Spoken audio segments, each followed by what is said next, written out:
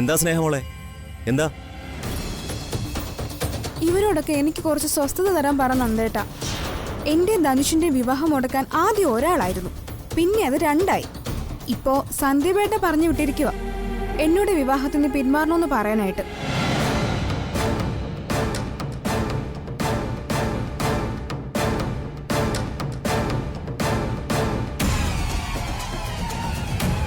അർച്ചനടുത്തേക്ക് എന്താ പ്രശ്നമെന്ന് എനിക്ക് മനസ്സിലാവുന്നില്ല. കൂടെ ആളെ കൂട്ടി ഈ വിവാഹം മുടക്കാനായിട്ട് ഇറങ്ങിയിരിക്കുക. ഇതിലൊക്കെ എന്ത് സന്തോഷമാണാവോ കിട്ടുന്നത്? അല്ലെങ്കിൽ നിങ്ങൾ എല്ലാവരും കൂടി എനിക്ക് കുറച്ച് വിഷം വാങ്ങിത്താ, ഞാൻ കഴിക്കാം. അതോടെ തീരുമല്ലോ എല്ലാവരുടെ വാശിയും ദേഷ്യവും ഒക്കെ. മോളെ,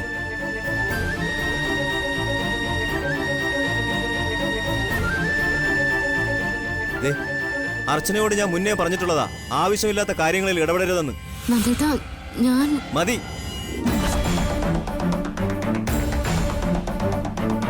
കൂടുതൽ വിശദീകരണത്തിന്റെ ആവശ്യമൊന്നുമില്ല.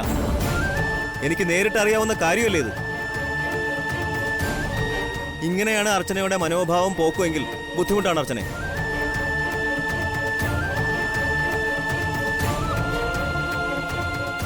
അർച്ചനയുടെ അഭിപ്രായം എന്തിനാ മറ്റുള്ളവരിലേക്ക് അടിച്ചേൽപ്പിക്കാൻ ശ്രമിക്കുന്നത്?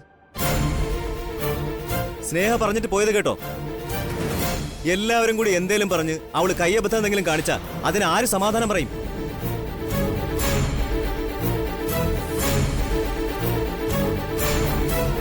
പോട്ടെ പോട്ടെ എന്ന് വിചാരിക്കുമ്പോ തലയിൽ കയറുന്ന പരിപാടി അർച്ചന ഒഴിവാക്കണം. ഇങ്ങനെ മുഖം കറുപ്പിച്ച് വർത്താനം പറയണ്ടെന്ന് കരുതിയാ ഞാൻ ഇതുവരെ അർച്ചനയോട് ഒന്നും പറയണ്ടെന്ന് കരുതിയത്. പക്ഷെ അർച്ചനയായിട്ട് തന്നെ എന്നെ കൊണ്ട് ഇത് പറയിപ്പിക്കുകയായിരുന്നു.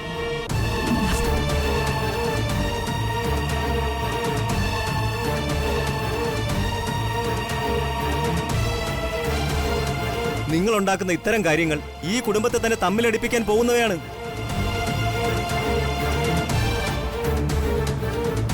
അർച്ചനയുടെ വാശിയിൽ ഈ കുടുംബം തമ്മിൽ തല്ലിപ്പിരിയേണ്ട അവസ്ഥ ഉണ്ടാക്കരുത്. അതെ, നിന്നെ ഞാൻ ഒന്നും പറയുന്നില്ല. കാരണം ഈ വീടിനകത്ത് എന്തു കൊള്ളരുതായ്മ നടന്നാലും ആരാണോ അതിന് പിന്നിലുള്ളത് അവരോടൊപ്പം നീ ഉണ്ടാവും.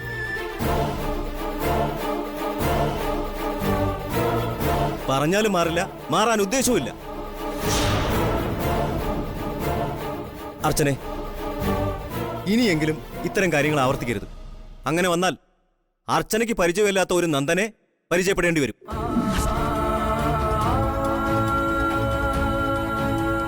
നീ ഇന്ന് തിരിച്ചു പോന്നില്ലേ? എന്നാ പോന്നോക്ക്.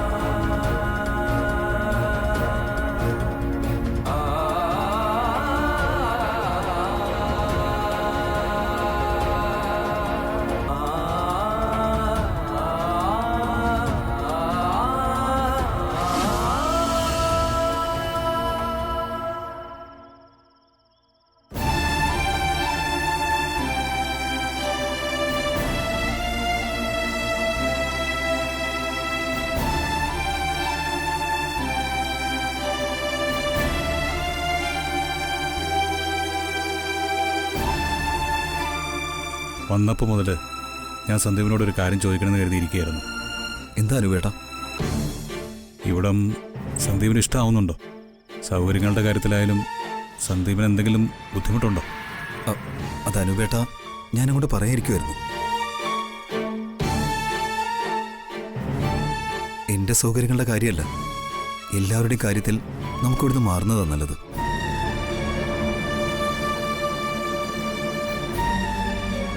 പിന്നെ നിങ്ങൾക്ക് വിഷമം തോന്നുമെന്ന് കരുതി ഞാൻ പറഞ്ഞില്ലെന്നേ ഉള്ളൂ. ആതിരെ, ഇനി ഏത് നേരം വേണമെങ്കിലും ഹോസ്പിറ്റലിൽ കൊണ്ടുപോകേണ്ടി വരും. പിന്നെ കുഞ്ഞിനെയും കൊണ്ട് ഇവിടേക്ക് തന്നെ വരണം. അത് ഞങ്ങളുടെ കാര്യമാണ്. അനൂപേട്ട കാര്യം പറഞ്ഞാലും അനൂപേട്ടന് ഓഫീസിൽ പോകാനും ആവണി മോൾക്ക് പഠിക്കാൻ പോകാനും അങ്ങനെ ഏത് രീതിയിലായാലും സിറ്റിയിലൊരു വീട് നോക്കുന്നില്ല നല്ലത്. ഞാൻ പലവട്ടം ആലോചിച്ച കാര്യമാണ് സന്ദീപ് ഇപ്പം പറഞ്ഞത്. മുമ്പൊരു വീട് എല്ലാം ഒത്തു വന്നതായിരുന്നു. അറിയാമല്ലോ എൻ്റെ സാഹചര്യം. അന്ന് എനിക്കത് വാങ്ങാൻ പറ്റിയില്ല. ഞാൻ ആ ബ്രോക്കറെ ഒന്ന് കണ്ട് ചോദിക്കട്ടെ, ആ വീട് പോയോ ഇല്ലയോ എന്ന്. അനുപേട്ടൊന്ന് തിരക്ക്. പോയില്ലേ 2 ദിവസങ്ങളിൽ നമുക്ക് അങ്ങോട്ടേക്ക് മാറാം.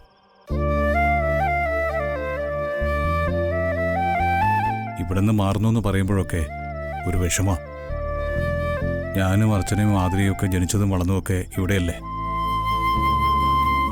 ഈ മുറ്റത്താ എൻ്റെ മകൾ ഓടിക്കളിച്ച് വളർന്നത്. പലതവണ ഇത് വിൽക്കണമെന്ന് തോന്നിയപ്പോഴും നടക്കാതിരുന്നത് ഒരു ഈശ്വരാനുഗ്രഹമായിട്ടേ ഞാൻ കണ്ടിട്ടുള്ളൂ. ഓർമ്മകളേക്കാൾ റിയാലിറ്റി ആണല്ലോ വലുത്. നമുക്കിത് വിൽക്കാം. അയ്യോ, എന്തിന്? ഇത് വിൽക്കേണ്ട ആവശ്യമൊന്നുമില്ല. എന്തൊക്കെ പറഞ്ഞാലും നിങ്ങൾക്ക് ധാരാളം ഓർമ്മകളുള്ള വീടല്ലേ. ഇതിങ്ങനെ തന്നെ ഇവിടെ ഉണ്ടാവും എന്നും. അല്ല സന്ദീപേ, ഇത് വിൽക്കാതെ കാശിന്റെ കാര്യോർത്ത് അനുപേട്ടൻ ടെൻഷനാവണ്ട. ഒരു വീട് വാങ്ങാനുള്ള കാശ് ഞാൻ തരാം. പിന്നീടായാലും എനിക്കും കൂടി വന്ന് താമസിക്കേണ്ട വീടല്ലേ. അനുപേട്ടൻ കാശിന്റെ ടെൻഷനൊക്കെ വിട്ടിട്ട് അച്ഛനോടും അമ്മയോടും കാര്യം പറയും. ബാക്കിയൊക്കെ ഞാൻ ഏറ്റു.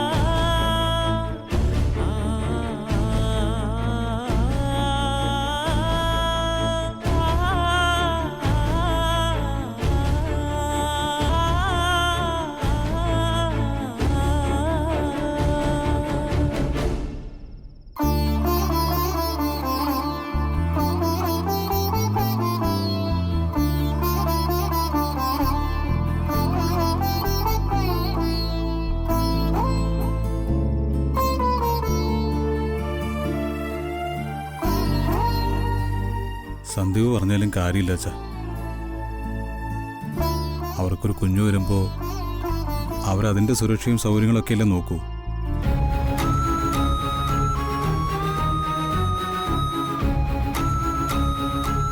നമുക്കതിന് കുറ്റം പറയാൻ പറ്റുമോ? പിന്നെ എനിക്കും സൗകര്യം മാറുന്നതാ.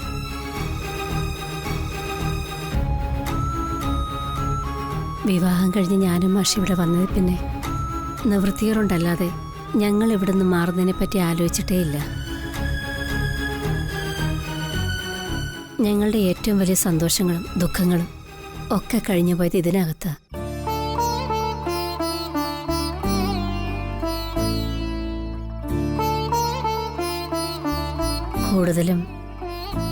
കൂടുതലും സന്തോഷങ്ങൾ മാത്രം വന്നു കയറുന്നൊരു വീടായത് അല്ലേ മാഷേ?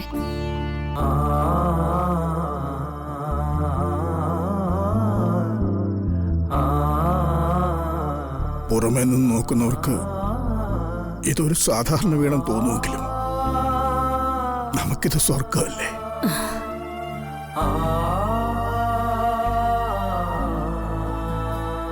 നമ്മളിവിടെ ആദ്യമായി വന്നു കയറിയതിനു ശേഷം ഒരു കുറവുമില്ലാതെ നമ്മളിവിടെ ജീവിച്ചു.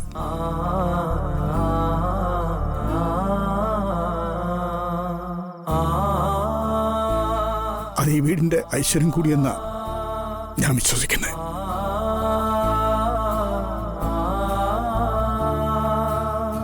പിന്നെ ഞങ്ങൾക്കൊക്കെ വയസ്സായി.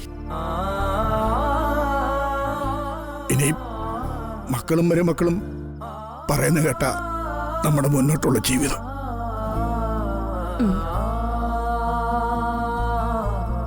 നിങ്ങളെല്ലാരും തീരുമാനിക്കേ. നെഞ്ചിലെ പിടപ്പ് പുറത്ത് കാണിക്കാതെ ഞാനിവിടെ സമ്മതിച്ചോളാം.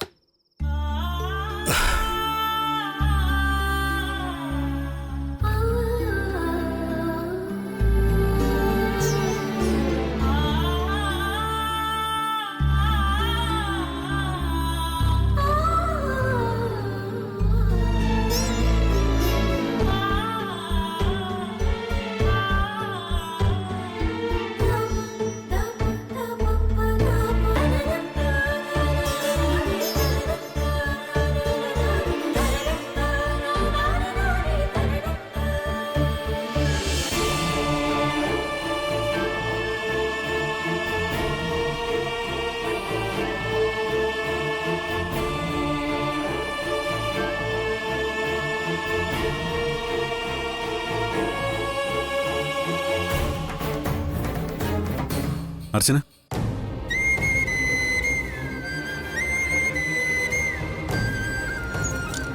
ആഹാ, സാധാരണ എല്ലാരും ഭക്ഷണം കഴിക്കാൻ വിളിക്കുന്ന ആളെ ഇന്ന് ഇത്രയും നേരം കാണാതായപ്പോ എനിക്ക് തോന്നി ഒറ്റയ്ക്ക് ഇവിടെ എവിടെയെങ്കിലും ഇരിക്കുകയായിരിക്കുമെന്ന്. എന്തു പറ്റി? എന്നത്തെക്കാളും വലിയ ടെൻഷനിലാണെന്ന് തോന്നുന്നു. ഒന്നുമില്ല. ആ, അത് ഞാൻ എന്തായാലും വിശ്വസിക്കില്ല. എന്തായാലും താൻ കാര്യം പറ. എടോ, പറയടോ.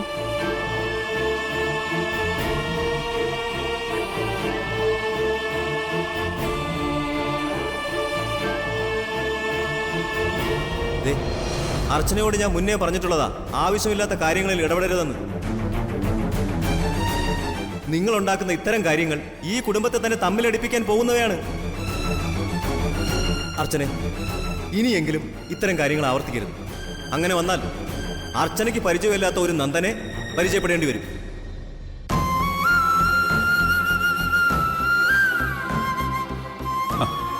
എടോ, ഇതാണോ കാര്യം? സച്ചേട്ടൻ ഇത് അത്ര നിസ്സാരമായിട്ട് തോന്നുന്നുണ്ടോ? അതെ, എനിക്കിത് നിസ്സാരമായിട്ട് തന്നെയാ തോന്നുന്നേ. എടോ, നന്ദേട്ടൻ വഴക്ക് പറഞ്ഞു എന്ന് കരുതി തനിക്ക് ഇത്രയ്ക്ക് വിഷമം വരേണ്ട കാര്യമൊന്നുമില്ല. പിന്നെ വഴക്ക് പറഞ്ഞതിന്റെ കാരണമാണ് തന്നെ ഇത്ര വിഷമിപ്പിച്ചത്, അല്ലേ? താൻ ആദ്യം മനസ്സിലാക്കേണ്ടത് നന്ദേട്ടനും അച്ഛനും കൂടി തീരുമാനിച്ചുറപ്പിച്ചൊരു വിവാഹമാണ് താൻ മുടക്കാൻ ശ്രമിക്കുന്നതെന്ന്. താൻ ഈ വിവാഹത്തിന് എതിര് നിൽക്കും തോറും നന്ദേട്ടനും അച്ഛനൊക്കെ ദേഷ്യം കൂടും. അത് സ്വാഭാവികമായ ഒരു കാര്യമാണ്. അതൊക്കെ ഫേസ് ചെയ്യാൻ പറ്റുന്നുണ്ടെങ്കിൽ മാത്രമേ താൻ ഇനി ഇതിന്റെ പുറകെ നടക്കാവൂ. ഇനിയും കൂടുതലായി വഴക്ക് പറഞ്ഞു എന്നൊക്കെ വരും. അപ്പോഴൊക്കെ ദാ ഇതുപോലെ ഇങ്ങനെ ഇരിക്കാനാണെങ്കിൽ താൻ ഈ പരിപാടി ഇവിടെ വെച്ച് നിർത്തുന്നേ നല്ലത്. നന്ദേട്ടൻ വഴക്ക് പറഞ്ഞതിനേക്കാളും കൂടുതൽ എന്നെ വിഷമിപ്പിക്കുന്നത് എന്നെ മനസ്സിലാക്കാത്തില്ല സച്ചേട്ടാ. നന്ദേട്ടൻ ഇങ്ങനെയൊന്നും ആയിരുന്നില്ലല്ലോ. ധനുഷ് നന്ദേട്ടനെ വല്ലാതെ മാറ്റിയിരിക്കോ? എന്നെയും തന്നെയും പോലെ എല്ലാവരും ആവണമെന്നുണ്ടോ? നന്ദേട്ടന്റെ ഭാഗത്തുനിന്ന് ചിന്തിക്കുമ്പോ ധനുഷ് ഒരു നല്ലൊരുത്തന, സ്നേഹയ്ക്ക് അവന് ഇഷ്ടമാണ്. ഇതിപ്പോ ചില സംഭവങ്ങൾ ഞാനും കൂടി അറിഞ്ഞില്ലായിരുന്നെങ്കിൽ നന്ദേട്ടനെ പോലെയല്ലേ ഞാനും ഇപ്പൊ ചിന്തിക്കുന്നുണ്ടാവുക. ഞാനൊരു കാര്യം ചോദിച്ചാ താൻ സത്യം പറയോ? ഇപ്പോ തനിക്ക് തോന്നുന്നുണ്ടോ നന്ദേട്ടനെ രക്ഷപ്പെടുത്തണ്ടായിരുന്നു? ഇല്ല, ഇല്ല സച്ചേട്ടാ, ഒരിക്കലും തോന്നിയിട്ടില്ല, തോന്നിയില്ല. നന്ദേട്ടന്റെ തെറ്റിദ്ധാരണയല്ല, അതൊരു ദിവസം മാറും, ഞാൻ മാറ്റും. അതത്രേ ഉള്ളൂ, അങ്ങനെ ചിന്തിക്കേ. ഇതൊക്കെ അറിയാവുന്ന താനിനി നന്ദേട്ടൻ വഴക്ക് പറഞ്ഞതിന്റെ പേരിൽ വിഷമിക്കരുത് കേട്ടോ. ഇനി നമ്മുടെ കാര്യം പറയാം. സന്ധ്യ ഡോക്ടർ വിളിച്ചിരുന്നു. നാളെ അങ്ങോട്ട് ചെല്ലാത്തതുകൊണ്ട് ഡോക്ടർ ഇങ്ങോട്ട് വരാമെന്ന് പറഞ്ഞു. അപ്പോ താൻ ഇതുപോലെ വിഷമിച്ചിരിക്കരുത്, നല്ല സന്തോഷമായിട്ടിരിക്കണം. മനസ്സിന് സന്തോഷമുണ്ടെങ്കിലേ കുഞ്ഞിന്റെ കാര്യങ്ങളൊക്കെ നടക്കൂ. വാ, നമുക്ക് വല്ലതും കഴിക്കാം. വിശക്കുന്നില്ല സച്ചേട്ടാ, സച്ചേട്ടൻ കഴിച്ചോ? എനിക്കറിയായിരുന്നു താൻ ഇത് തന്നെ പറയുന്നു. അതുകൊണ്ടല്ലേ ഈ ഭക്ഷണമായിട്ട് ഞാൻ ഇങ്ങോട്ട് വന്നേ.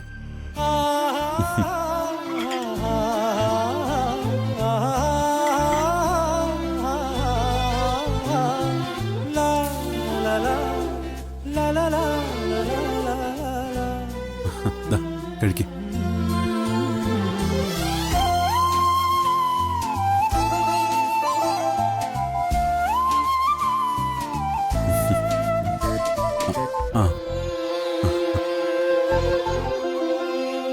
ഹേമന്തമെൻ കൈക്കുമ്പിളി തൂങ്ങിലാപ്പൂമീ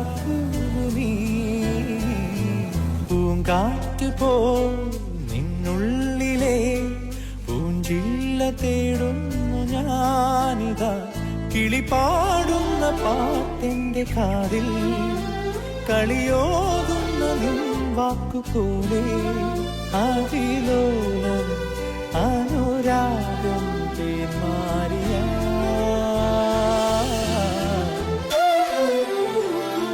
നിൻ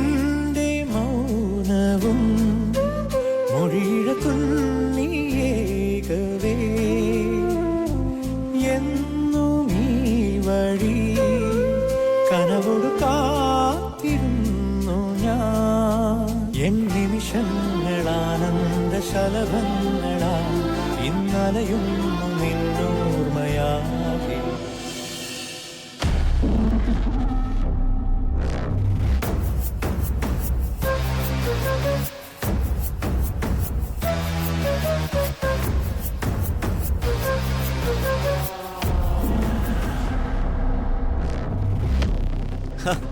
ഇവിടെ ഉണ്ടായിരുന്നോ? എപ്പോഴും ആലോചനയാണ്. എന്താണോ ഇത്രയ്ക്ക് ആലോചിക്കാൻ? ഇനി ഞാൻ ഉറങ്ങിക്കിടക്കുമ്പോൾ എന്റെ കിഡ്നി വല്ലതും എടുത്ത് വിൽക്കാൻ പ്ലാൻ ചെയ്യുന്നുണ്ടോ? കിഡ്നി അല്ല, അവന്തിക നേരത്തെ ഒന്ന് ആലോചിച്ചിരുന്നെങ്കിൽ ജീവൻ തന്നെ എടുത്തേനെ.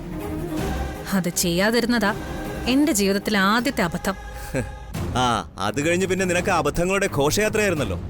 സച്ചിയെ കൊണ്ട് അർച്ചനയെ വിവാഹം കഴിപ്പിച്ചത്, സന്ദീപിനെ കൊണ്ട് അനഘയെ വിവാഹം കഴിപ്പിക്കാൻ നോക്കിയത്, പിന്നെ സന്ധ്യയെ കൊല്ലാൻ നോക്കിയത്. അങ്ങനെ എന്തെല്ലാം അബദ്ധങ്ങൾ. അതെ, എനിക്കങ്ങനെ ഒരുപാട് അബദ്ധങ്ങൾ പറ്റിയിട്ടുണ്ട്. പക്ഷേ അതിലും വലിയൊരു അബദ്ധമല്ലേ ഇപ്പൊ ഇവിടെ എല്ലാരും കാണിച്ചോണ്ടിരിക്കുന്നെ. നിന്നെ ഇപ്പോഴും ഈ വീട്ടിലിങ്ങനെ നിർത്തിയിരിക്കുന്നു എന്നതല്ലേ അബദ്ധം? ആ അബദ്ധം ഞാൻ ഉടനെ തിരുത്തുന്നുണ്ട്. സ്നേഹയുടെ വിവാഹം ഒന്ന് കഴിഞ്ഞോട്ടെ, എന്നിട്ട് മൊത്തത്തിലൊരു ശുദ്ധികലശം ഞാൻ നടത്തുന്നുണ്ട്. ആ വിവാഹത്തിന്റെ കാര്യം തന്നെയാ ഞാനും അബദ്ധം പറഞ്ഞത്. ദേ, സ്നേഹയുടെ വിവാഹത്തിന് എന്തെങ്കിലും തടസ്സം പറയാനാണ് നിന്റെ പരിപാടിയെങ്കിൽ കുറേ ദിവസം കൊണ്ട് ഞാൻ മാറ്റിവെച്ച ആ അടിയൊക്കെ നീ ഇപ്പോ ഒരുമിച്ച് മേടിക്കും. അർച്ചന, ഇപ്പൊ എന്റെ വായിരിക്കുന്നത് കേട്ടതേ ഉള്ളൂ. ഈ വിവാഹം നടത്തണ്ടെന്നോ അല്ലെങ്കിൽ തടസ്സം പറയാനോ അല്ല ഞാൻ ഈ പറയുന്നത്. ഇത്രയും ധൃതിപ്പെട്ട് ഇപ്പൊ ഈ വിവാഹം നടത്തണമെന്നേ ഞാൻ ചോദിക്കുന്നുള്ളൂ. അത്യാവശ്യപ്പെട്ട് ധനുഷിന്റെ അച്ഛനെയും അമ്മയും വിളിച്ചു വരുത്താതെ നല്ലോണം ഒന്ന് ആലോചിച്ചിട്ടും അന്വേഷിച്ചിട്ടൊക്കെ പോരെ? എന്തോന്ന് ആലോചിക്കാനും അന്വേഷിക്കാനും? ധനുഷിയുടെ കൺമുന്നിൽ തന്നെയുണ്ട്. സ്നേഹിക്കും ധനുഷിനും പരസ്പരം ഇഷ്ടവും ഉണ്ട്. ഇരു വീട്ടുകാർക്കും ഒരു എതിർപ്പുമില്ല. ഒരു വിവാഹം നടത്താൻ ഇതൊക്കെ തന്നെ ധാരാളമല്ലേ? നിനക്കും അർച്ചനയ്ക്കും അനഘയ്ക്കും ഇത്രയും കാരണങ്ങൾ പോരായിരിക്കും. കാരണം നിങ്ങളൊക്കെ ഇത് മുടക്കാൻ നടക്കുകയല്ലേ. നാളെ ധനുഷിന്റെ അച്ഛനും അമ്മയും ഇവിടെ വരികയും ചെയ്യും, ഞങ്ങൾ സംസാരിക്കുകയും ചെയ്യും. പറ്റുവാണേൽ ഉറപ്പിക്കാൻ തന്നെയാണ് എന്റെയും അച്ഛന്റെയും തീരുമാനം. ഇനി ആരെന്ത് പറഞ്ഞാലും ശരി, ആ തീരുമാനം ഞങ്ങൾ മാറ്റാനും ഉദ്ദേശിക്കുന്നില്ല. എന്തായാലും ഞാൻ വിവാഹം കഴിച്ച അത്രയും അബദ്ധമൊന്നും അവരുടെ കാര്യത്തിൽ സംഭവിക്കാൻ പോകുന്നില്ല.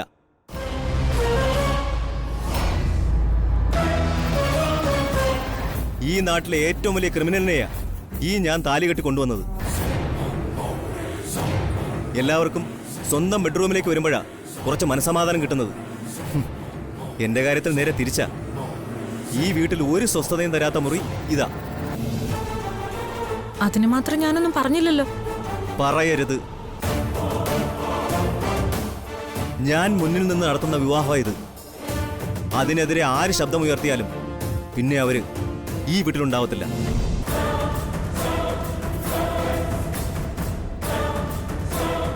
അത് അവന്തികയായാലും ശരി, അർച്ചനയായാലും ശരി.